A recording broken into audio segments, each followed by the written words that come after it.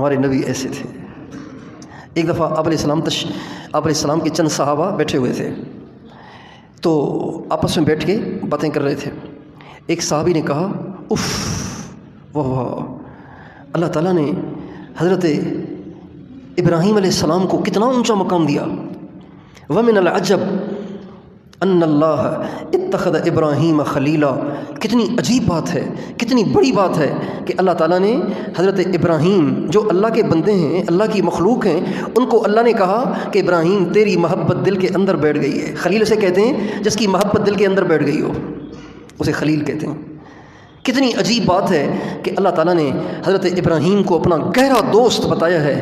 تو دوسرے نے کہا، وما هو بعجب من انه کلم موسیٰ تکلیما، اور یہ کیا کم عجیب ہے کہ اللہ تعالیٰ کی آواز کو کسی نے نہیں سنا۔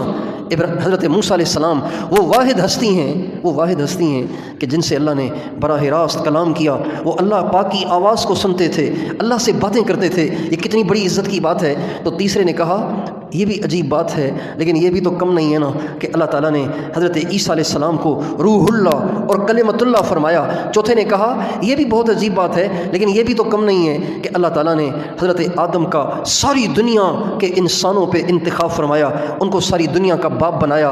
یہ ساری باتیں آپس میں کہہ رہے ہیں اور ہمارے نبی پاس کھڑے ہوئے سن رہے ہیں، اور صحابہ کو پتہ نہیں ہے کہ آپ علیہ السلام تشریف لے آئے ہیں۔ جب یہ ساری باتیں کہہ چکے اور یہ انبیاء کے فضائل دہراتے حضرت آدم پہ پہنچے، تو آپ علیہ السلام کا ان کو احساس ہو گیا کہ آپ علیہ السلام کھڑے ہوئے ہیں، تو ایک دم سارے چھٹک گئے۔ آپ نے فرمایا، لقد سمعت کلامکم وعجبکم، میں تمہاری باتیں بھی سنتا رہا، تمہارے تعجب کو بھی دیکھتا رہا۔ تم نے کہا ابراہیم خلیل ہیں، وہ بالکل ایسے ہی ہیں۔ تم نے کہا موسیٰ کلیم ہیں، وہ بالکل ایسے ہی ہیں۔ تم نے کہا عیسیٰ روح اللہ اور کلمۃ اللہ ہیں، وہ ایسے ہی ہیں۔ تم نے کہا آدم کا ساری دنیا پر انتخاب ہوا، وہ ایسے ہی ہیں۔ الا وانا حبیب اللہ ولا فخر، لیکن کان کھول کر سنو، میں اللہ کا محبوب ہوں۔ محبوب سے بڑا تو کوئی نہیں ہوتا نا۔ الا وانا حبیب اللہ ولا فخر، کان کھول کر سنو، میں اللہ کا حبیب ہوں، مجھے اس پہ غرور نہیں ہے، میں اس پہ فخر نہیں کرتا ہوں، میں تو تمہیں حقیقت سے آشنا کرنا چاہتا ہوں، کہیں تم دھوکے میں رہو۔ پھر آپ نے فرمایا، الا وانا سید الاولین والآخرین، کان کھول کر سنو، میں پہلوں کا بھی سردار ہوں، میں بعد والوں کا بھی سردار ہوں۔ لواء الحمد بیدی یوم القیامہ، قیامت کے دن اللہ کا جھنڈا میرے ہاتھ میں ہوگا، اور آدم علیہ السلام سے لے کے قیامت تک کا آخری انسان میرے جھنڈے کے نیچے کھڑا ہوگا۔ اللہ نے ہمیں کتنے اچھے نبی دیے ہیں، کتنے بڑے نبی دیے ہیں۔ آج سے 2000 سال پہلے پیدا ہوتے تو کسی اور نبی کی امت ہوتے۔ پتہ نہیں یہاں کون سے نبی آئے تھے ملتان میں، پتہ نہیں کون آئے تھے، ان کے نبی ان کے امتی ہوتے۔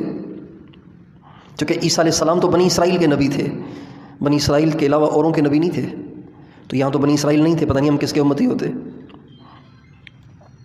اللہ تعالیٰ نے یہ کتنا بڑا کرم کر دیا کہ ہمیں ایسے زمانے میں پیدا کیا جو زمانہ حضرت محمد صلی اللہ علیہ وسلم کی امت کا زمانہ ہے۔ اچھا، آپ سوچیں گے کہ تو کیا ہوا اگر ہم حضور کی امت میں ہو گئے، تو کیا ہوا اس سے؟ کون سے ہمیں پر لگ گئے ہیں؟ وہی کھاتے ہیں، پیتے ہیں، گھومتے ہیں، پھرتے ہیں، سب کچھ وہی ہے، اس سے فرق کیا پڑا؟ موسیٰ علیہ السلام کے امتی ہوتے، ابراہیم علیہ السلام کے امتی ہوتے، عیسیٰ علیہ السلام کے امتی ہوتے، یا حضور کے امتی ہیں؟ فرق کیا پڑا؟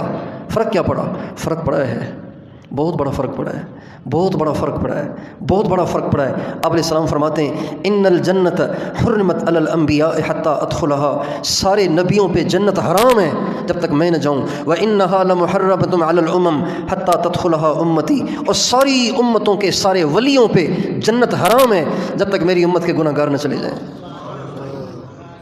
پچھلی امتوں کے صدیاں عبادت کرنے والے بھی گیٹ پہ کھڑے کر دیے جائیں گے۔ ذرا آپ ٹھہریں، ایک طرف ہو جائیں، ابھی محمد کے گناہ گار امتیوں کو آنے دیں، ان کو جانے دیں۔ جنت کا افتتاح جس امت سے ہوگا وہ کسی اور نبی کی امت نہیں ہوگی، وہ میں اور آپ ہوں گے۔ اور جب قیامت کا دن ہوگا نا، تو قیامت کے دن جو پکارا جائے گا وہ قوموں کے لحاظ سے نہیں پکارا جائے گا۔ ہاں جی، راجپوت کہاں ہیں؟ ایک طرف ہو جاؤ۔ ارائیں کہاں ہیں؟ ایک طرف ہو جاؤ۔ سہو کہاں ہیں؟ ایک طرف ہو جاؤ۔ اور کون سی قوم ہے یہاں پہ؟ قریشی کہاں ہیں؟ ایک طرف آ جاؤ. شیخ کہاں ہیں؟ ایک طرف ہو جاؤ. کھوکھر کہاں ہیں؟ ایک طرف ہو جاؤ. ایسے نہیں کہا جائے گا. میمن کہاں ہیں؟ ایک طرف ہو جاؤ. یہ نہیں کہا جائے گا. پختون کہاں ہیں؟ پنجابی کہاں ہیں؟ سرائکی کہاں ہیں؟ یہ نہیں کہا جائے گا.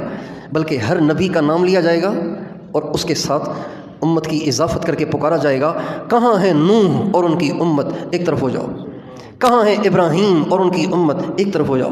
کہاں ہیں عیسیٰ اور ان کے ماننے والے؟ ایک طرف ہو جاؤ. کہاں ہیں موسیٰ اور ان کے ماننے والے؟ ایک طرف ہو جاؤ. بتائیے کتنے بڑے اعزاز کی بات ہے کہ میرے اور آپ کے لیے جب قیامت کے دن اعلان ہوگا تو کہا جائے گا این الامۃ الامیۃ و نبیھا. کہاں ہے نبی امی اور کہاں ہے ان کی امت؟ وہ ایک طرف ہو جاؤ.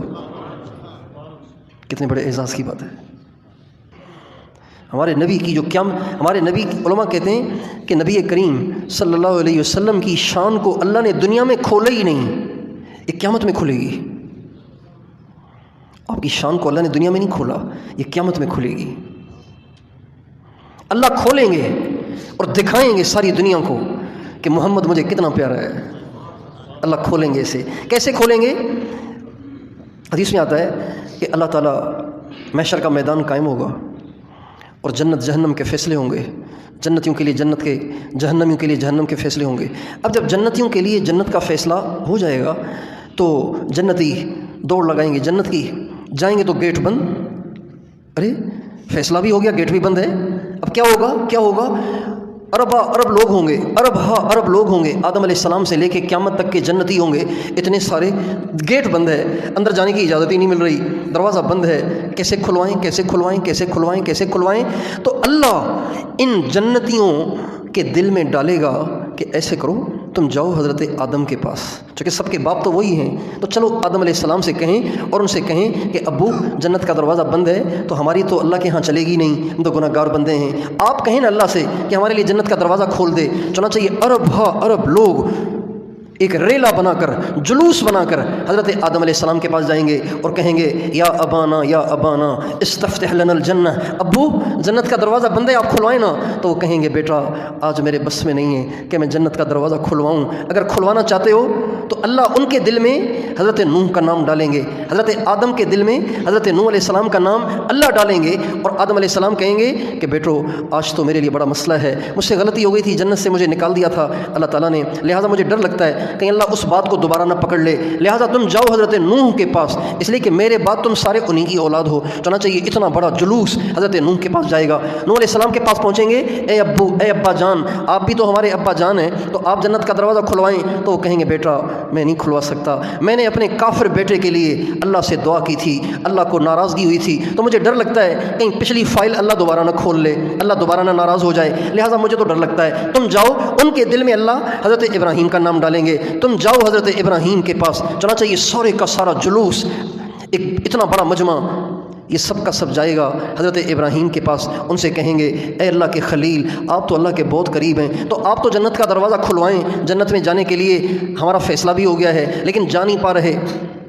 تو یہ سب کے سب حضرت ابراہیم کے پاس جائیں گے. ابراہیم علیہ السلام کہیں گے مجھ سے بھی ایک چوک ہو گئی تھی، میں نے کہا تھا کہ اس بڑے بت نے ان سب کی گردنیں اڑائی ہیں، یہ مجھ سے تھوڑی سی غلطی ہو گئی تھی، تو مجھے ڈر لگتا ہے میں اللہ کے پاس آج نہیں جا سکتا. تم ایسے کرو حضرت موسیٰ کے پاس جاؤ. اب یہ سارے حضرت موسیٰ کے پاس، اے اللہ کے کلیم آپ کچھ کریں. کہتے ہیں نہیں، مجھ سے قبطی مر گیا تھا فرعون کی قوم کا، مجھے تو ڈر لگتا ہے پتہ نہیں کیا ہوگا. چنانچہ اللہ ان کے دل میں ڈالیں گے، وہ حضرت عیسیٰ کے پاس بھیجیں گے. اب یہ سارے کا سارا مجمع، عرب کا مجمع حضرت عیسیٰ علیہ السلام کے پاس آئے گا اور کہے گا اے روح اللہ، آپ تو اللہ سے دعا کریں نا کہ اللہ ہمارے لیے جنت کا دروازہ کھول دے. تو حضرت عیسیٰ علیہ السلام کہیں گے پہلے کہاں گئے تھے؟ کہیں گے آدم، پھر نوح، پھر ابراہیم، پھر موسیٰ، اب آپ کے پاس. تو وہ کہیں گے کہاں دھکے کھاتے پھر رہے ہو، جاؤ محمد عربی کے دروازے پر. آج وہی ایک شخصیت ہیں جن کی بات کو اللہ ٹالے گا نہیں. چنانچہ آپ فرماتے ہیں یہ سارے کا سارا مجمع میرے پاس آئے گا اور کہے گا یا رسول اللہ استفتح لنا الجنہ، اے اللہ کے نبی آپ ہمارے لیے جنت کا دروازہ کھلوائیں. آپ فرمائیں گے میں کھڑا ہو جاؤں گا اور میں کہوں گا انا لہا، تم ٹھیک جگہ آئے، یہیں سے تمہارا کام بنے گا، یہیں سے تمہاری بگڑی بنے گی. چنانچہ آپ فرماتے ہیں میں سجدے میں گر جاؤں گا، اللہ کی تعریف کروں گا. اللہ کو اتنا ترس آئے گا کہ اللہ فرمائیں گے یا محمد ارفع راسک سل تعطى اشفع تشفع، میرے محبوب سر اٹھا، جو تو کہے گا ہم اسے نہ نہیں کریں گے، تو جس کے لیے کہے گا اسے جنت دے دیں گے. اب یہ اتنا بڑا جو سرکل ہے یہ خود بخود نہیں چلے گا، یہ اللہ چلوائے گا۔ اللہ آدم کے پاس بھیجیں گے علیہ السلام، پھر حضرت نوح، پھر حضرت ابراہیم، پھر حضرت موسیٰ، پھر حضرت عیسیٰ، ان ساری جگہوں سے ان سب کو دھکے کھلوا کے اللہ اس بات کو ثابت کریں گے کہ سب اچھے، لیکن محمد جیسا کوئی نہیں ہے۔ جتنا پیار ہمیں محمد سے ہے، جتنا تعلق ہمیں محمد سے ہے، اتنا کسی اور سے نہیں ہے۔